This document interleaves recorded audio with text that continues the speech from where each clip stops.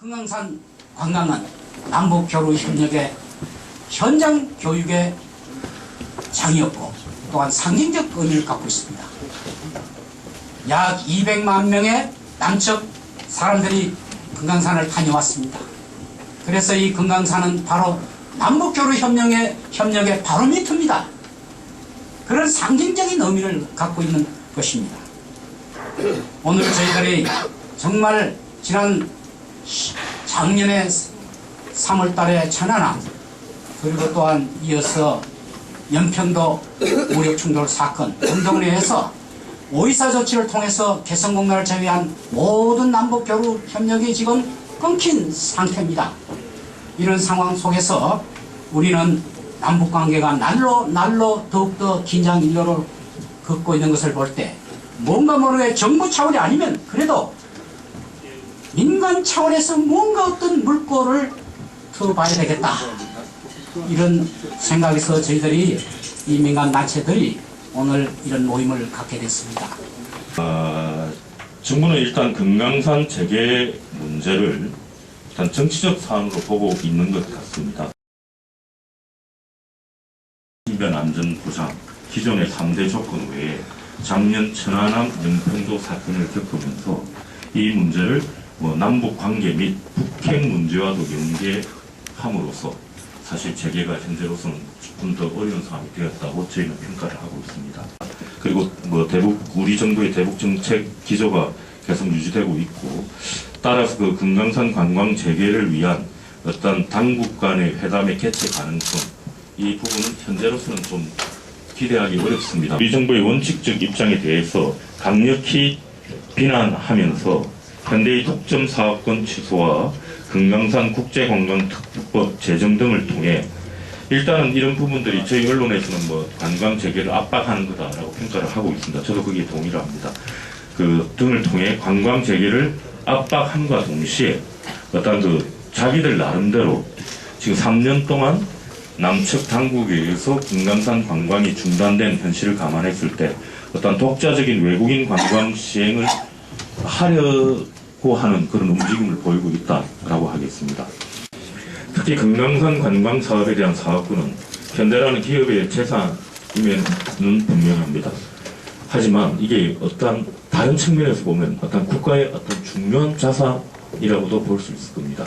비록 북측이 이번에 자기들이 취소한다라고 발표는 했지만 사실 사람들이 좀 놀란 부분도 있을 겁니다.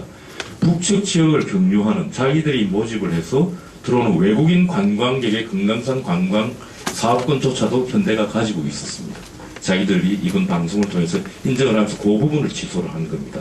이렇게 봤을 때 사실 이 권리는 어떻게 보면 지난 10년간 엄청나게 퍼졌다라는 비난 속에서도 엄청난 권리를 확보를 한 거죠. 하지만 지난 10년간이죠. 3년간은 중단이 돼 있었고 200만 명의 관광객이 갔다 온 것 이외에도 여러 가지 이산가족 상봉 행사가 10여 차례 있었고요.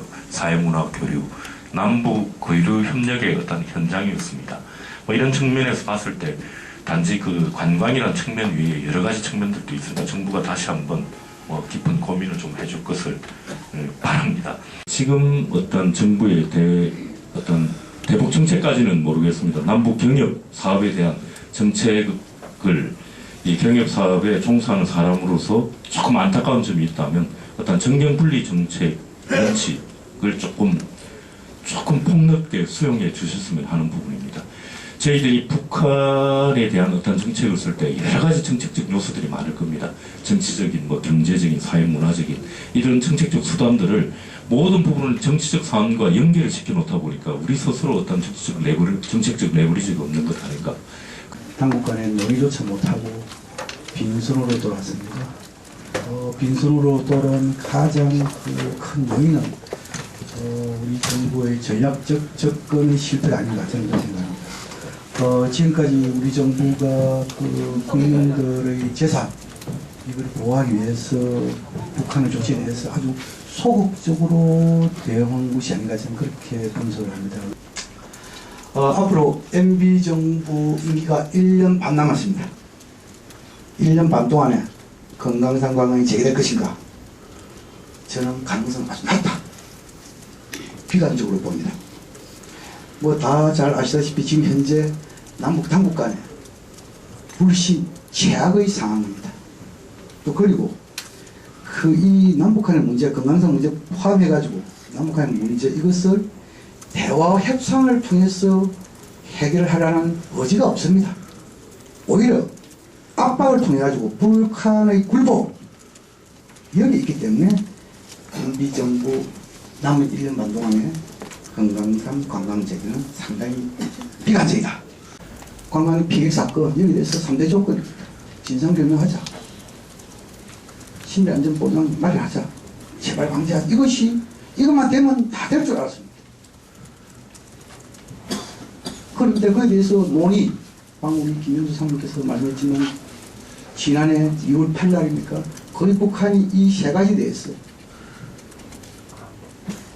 같이 합의 초안까지도 가져온 걸 알고 있습니다. 그러나 그것은 받아들이지 않고 또 그 이후에 곧장 천안함이 터지고 연평도 사업이 터지니까 이 3대 조건에다가 플러스 또한 천안함 연평도의 신사과 이것이 또한 전제 조건이 붙었습니다. 여기에다가 근본적으로 뭡니까? 북핵 문제, 북핵 진전이 붙어 있습니다. 그래서 이러한 전제 조건이 많으면 협상의 관점에서 전제 조건이 많으면 하지 말자는 것과 똑같습니다. 다시 말해서 MB정부는 금강산 관광 사업은 하기 싫다. 이것이 아닌가 저는 그렇게 분석을 합니다. 비핵개방 3천 좋지만도 빨리 처리하는 것이 관광 재개를 이끄는 하는 길이 아니겠냐. 다시 말해서 대안으로 비핵개방 3천의 대안으로 평화개방 비핵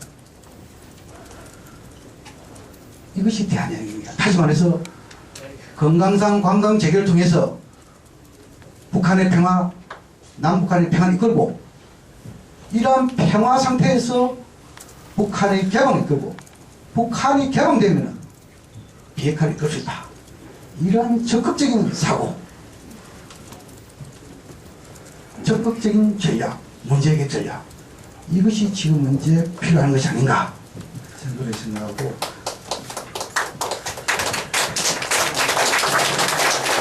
시간이 다 됐습니다. 마지막으로 MB정부 정경분리 원칙하에서 좀 관광 여부 이거는 관광객에 맡기면 됩니다. 갈 것이면 갈 것이면 관광객에 맡기면 됩니다. 그리고 정부는 사업자, 재산보호, 또 그리고 관광 신기안전보호 여기에 충실하면 됩니다. 그리고 북한도 좀 거등절하지 말고 3대 조건에 대해서 좀 더 진전되고 명확한 좀 더 고위급해서 더 한 번 확인 주는 것이 필요하지 않겠냐. 이러한 3박자가 이루어지면은 관광재개는 그리 먼 훗날이 아니라 이러한 희망을 말씀드리면서 토론을 마치겠습니다. 금강산 관광이 개시됐을 때 우리가 얼마나 많은 노력을 했는지 모릅니다. 저도 전국 5개 도시를 투어해가면서 금강산 살리기, 금강산 관광 재개 이렇게 해가지고서 그동안에 230만 명이라는 금강산을 다녀왔고 그 230만이라는 그 인원이 다녀왔을 때 갖는 소위 분단의 아픔에 대한 그런 생각들을 너무나도 깊게 가졌을 겁니다. 그래서 저는 모두에 말씀드렸습니다마는 금강산은 단순한 무슨 그 장사하는 이익을 하는 그런 곳이 아니고 남북의 분단의 아픔을 노래하는 평화의 장소다. 평화의 대화의 장소다. 그렇기 때문에 거기에서 우리가 만나서 남북이 서로 만나서 분단의 아픔을 공유하고 어떻게 하면 우리가 그 오랜 66년이라는 오랜 세월의 분단을 극복할 수 있느냐 하는 그런 노력들을 가열차게 해가는 그런 장소거든요. 남한에 지금 대통령이 바뀌었는데 우리 지금 이거 걱정되는 거 아닙니까? 이거 중단되는 게 아닙니까? 이러더라고요. 그래서 무슨 말씀을 그렇게 하고 우리 비록 정권 바뀌었지만은 그러나 남북은 영원히 우리가 평화 통일로 가는 길이기 때문에 절대 그런 일은 없을 것이요. 하고 내가 다독거렸는데 오늘 알아서 굉장히 제 말에 책임이 없게 됐습니다. 우리가 분단의 이 아픔을 적당히 알아서는 안 됩니다.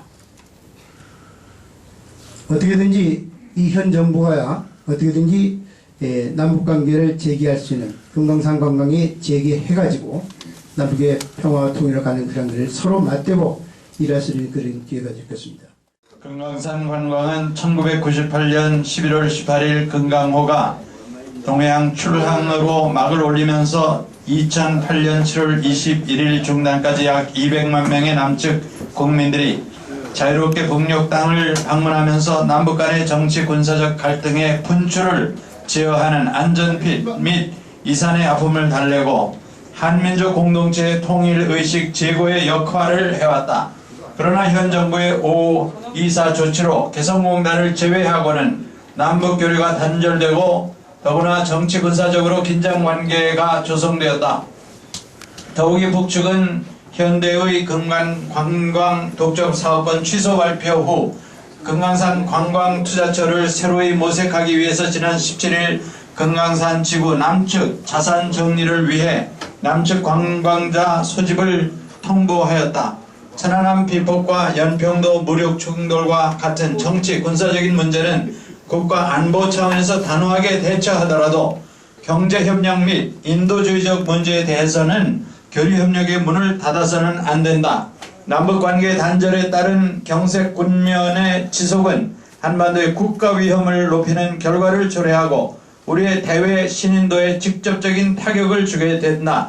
또한 북한이 다방면에서 중국으로 더욱 기울어지게 하여 평화 통일을 저해하게 된다. 금강산 관광은 평화와 남북 교류 협력의 상징으로 그 중요성을 아무리 강조해도 지나치지 않다. 이제 정부는 정경분리 원칙으로 5.24 조치를 철회하여 남북 관계를 회복하고 남북 교류 협력의 상징인 금강산 관광을 조건 없이 재개하기를 바란다. 냉전 논리의 반북 대결 정책에서 벗어나 전면적인 남북 대화로 나서야 할 것이다. 이에 우리 모두는 금강산 관광 재개로 새로운 남북 관계의 기회 전환을 맞이하길 바라며 다음과 같이 요구한다. 자, 하나, 정부는 전면적인 남북 대화를 추진하라. 추진하라. 하나, 조건 없이 금강산 관광을 즉각 재개하라. 하나, 금강산 관광 재개로 신남북 경협을 선언하라. 사단법인 남북교육운동본부, 사단법인 한반도 평화통일단체협의회, 사단법인 평화통일시민연대 이상. 여러분 정말 감사합니다. 오늘 또 구전대도 불구하고 이렇게 끝까지 자리를 해주셔서 감사합니다. 50년대부터 시작해서 60년대 사형, 70년대 사형, 92년도에 다시 사형 받았는데 저는 국적이 없습니다. 사형을 받아서 지금은 무기수거든요. 무기수고 남쪽에 서고 북쪽에 서고 한 번도 대통령 선거 뭐 이런 거 해본 일이 없습니다. 할 수가 없죠. 형무소 안에 있으니까. 근데 이렇게 살아있어가지고 뭐 세상에 도대체 왜 싸움질 좀 안 끝났나 하고 그냥 그거 지켜보려고 이렇게 살고 있습니다. 독도 문제뿐만 아니라 남과 북 세계가 힘센 사람이나 힘 약한 사람이나 심지어 짐승이나 사람이나 다 평화롭게 되기를 바라는 간절하게 바라는 그런 평화를 사랑하는 사람입니다. 최근 남북관계는 무척 어려운 고비를 넘기고 있습니다. 그러나 지난 남북 기본 합의서, 6.15 공동선언 등의 성과를 포기해서는 절대 안 됩니다. 따라서 여러 방법을 모색 주장하지만 범민족 독도사랑 운동본부에서는 8천만 민족 화해 협력이 될 수 있는 좋은 선례의 한 방법을 제안합니다. 우리가 출범한 지 2009년 8월 29일에도 선언한 바처럼 독도를 남북 화해 협력의 디딤돌로 만들어 봅시다.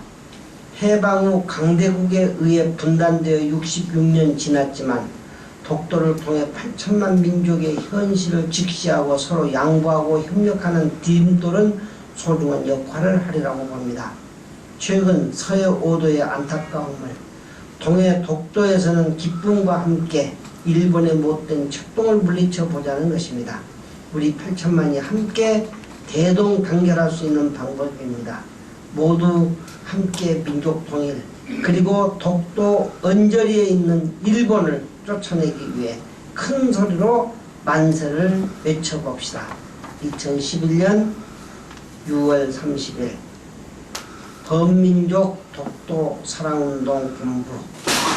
사실상 지난 20년 동안 한번 크게 짚어보면은 남가북은 화해 협력하자는 남북기본합의를 채택했죠. 1992년입니다. 그것을 곧 실천에 옮기진 못했습니다만은 김대중 정부 들어와서 5대 중점 사업을 해왔죠. 그리고 2007년에 노무현 대통령 때 14선언을 통해 가지고 그것을 한 40가지 협력 사업으로 확대 발전시키자는 데 합의를 봤어요. 이렇게 남북관계는 남북 기본합의로부터 시작해서 6.15 공동선언 14선언을 통해서 합의를 하고 또 실천을 하고 가다서다 하고 또 후퇴도 하고 하면서 여기까지 왔습니다. 그러나 최근에 와서는 최근 한 3년만 동안에는 이 정부가 과거에 있었던 그런 합의를 부정하거나 무시하고 남북관계는 파탄지경에 이르게 됐죠. 통일은 반드시 해야 됩니다. 왜 해야 되느냐? 분단은 정통성 독점 경쟁이 불가피하기 때문에 반목과 대결, 군비 경쟁 이러다 전쟁 위협으로 이어지게 돼 있는 겁니다. 민족 에너지의 낭비, 그렇기 때문에 반드시 통일은 돼야 된다 하는 것이죠. 어떤 통일을 하려고 그러는가 하는 것도 명백합니다. 여기에 뭐 좌고 우고 무슨 진보고 보수고 할 거 없는 겁니다. 다 같은 생각이에요. 지금 누가 공산화 통일하자는 사람이 미쳤다고 있겠어요? 없죠. 우리가 하려는 통일의 목표는 자유와 인권이 보장되는 민주주의 국가를 건설하려는 거 아니겠습니까? 그러니까 시장경제 체제하에서 번영 발전하면서 복지사회를 일으키는 나라를 건설하려는 거거든요. 또 적절한 자위력을 가지고 평화를 애호하는 이런 국가를 건설하려고 하는 것이죠. 교류 협력을 통해서 남과 북이 서로 오고 가고 돕고 나누면서 통일을 만들어 나가는 거예요. 그래서 먼저 완전 통일, 국가 통일되기 전에 통일은 안 됐지만 통일된 것과 비슷한 상황부터 먼저 만들자 하는 거예요. 이걸 사실상의 통일 상황이라고 그럽니다. 디facto unification. 통일 안 돼도 좋아.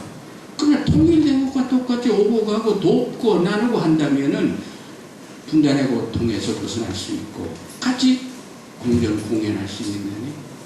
이것이 과거 정부, 진보 정부들의 목표였었어요. 그렇게 하려면 어떻게 해야 되느냐? 그걸 혼자서 못하지 않아요. 남과 북이 힘을 합쳐야 되는 거거든요. 그걸 조직화해야 되는 거고 제도화해야 되는 거예요. 그래서 연합제를 통해서 과도적인 단계의 연합제를 통해서 통일을 일으키자 하는 거예요.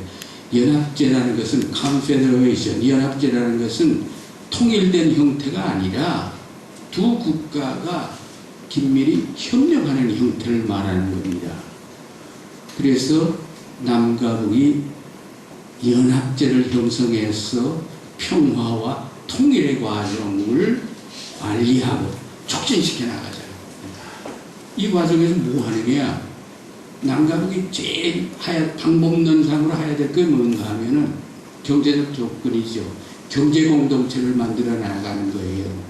경제공동체, 민족 경제공동체 또는 뭐 남북 경제공동체를 형성하면은 그 다음 단계는 경제통합을 이룩할 수 있고 그 정치통합으로 이룩할 수가 있다 하는 기능주의적인 접근 방법이죠. 그리고 이 과정에서 할 일이 군비가 없죠. 그 사람이 너무나 많이 갖고 있어. 2000년 6월 김정일 위원장과 정상회담을 통해서 6.15 남북 공동선언을 통해서 이제부터 실천해 나가자. 6.15 남북 공동선언은 남북 기본합의서의 실천선언입니다. 실천해 나가자는 선언이에요. 근데 처음부터 아무것도 안 하던 남과 북이 갑자기 모든 걸 다 하고 싶다면 할 수는 없는 거 아니에요? 그러니까 한 5가지 정도만 먼저 시작해보려 하는 거예요. 뭐 하느냐? 첫째, 길이 있어야 사람과 물자가 오고 가고 하지 않는가 이것이요. 길을 만들자. 끊어진 철도와 도로를 연결하고 하늘길, 바닷길을 열자. 연결했죠. 기차가 오고 가고 했었지 않습니까? 나중에 구기차는 시베리아 철도를 통해서 유럽까지 가는 것으로 하자. 물류 중심지로 발전해야 되겠다 하는 꿈을 안고 있었죠. 두 번째, 남북이 경제협력을 본격적으로 추진하기 위해서 서로 체제가 다른 상황 속에서 지내왔기 때문에 하나의 산업단지를 만들어서 남쪽의 자본과 기술, 북쪽의 노동력을 결합을 시켜서 공동의 이익을 추구하는 동시에 북한이 경제발전을 어떻게 나갈 것인가 배울 수 있는 기회를 만들자 해서 한 것이 뭡니까? 개성공단. 개성공단이에요. 그 다음에 세 번째로는 여러 분야에 걸쳐서 많은 사람들이 오고 가고 하는 것을 시작하자. 그래서 방북 뭐 이런 게 이루어지지 않습니까? 그 6.15 공동선언 이후 7년 동안 44만 명이 남북으로 오고 갔어요. 그 이전 반세기 동안에 남북으로 오고 간 인원은 3,000명에 불과합니다.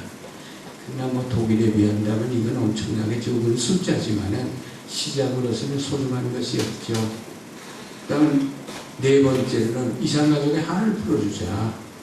이산가족 상봉. 그래서 지금까지 4,000가족 대개 2만 명의 이산가족이 상봉했습니다. 정말 아무것도 아니죠. 아직도 많은 사람들이 못 만나고